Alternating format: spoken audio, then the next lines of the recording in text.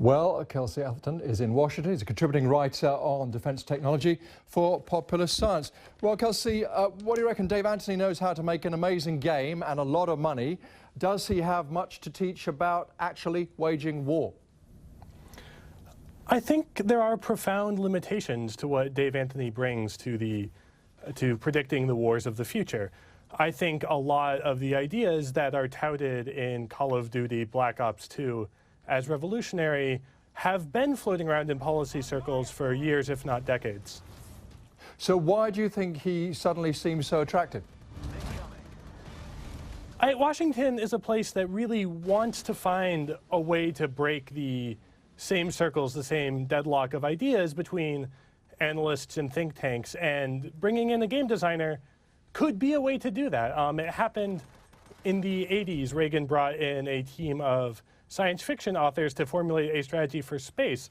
But there's a lot of limitations, and it depends on the game designer. Picking the most popular blockbuster game isn't necessarily the best way to get outside that box.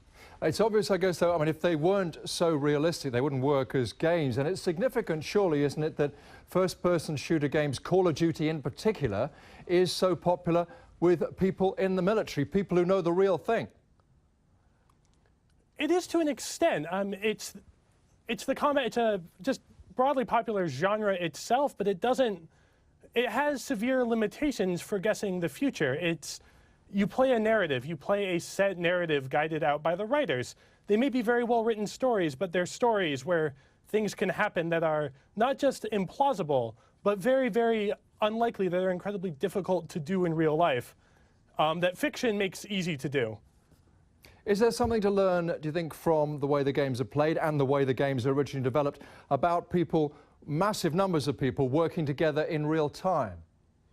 I absolutely think you can learn from the way the game is played. I think studies of how the players, right, you're having simulated battles with thousands and thousands of participants. That's way more hours than you could get in a realistic, and that's way more hours than there is of war.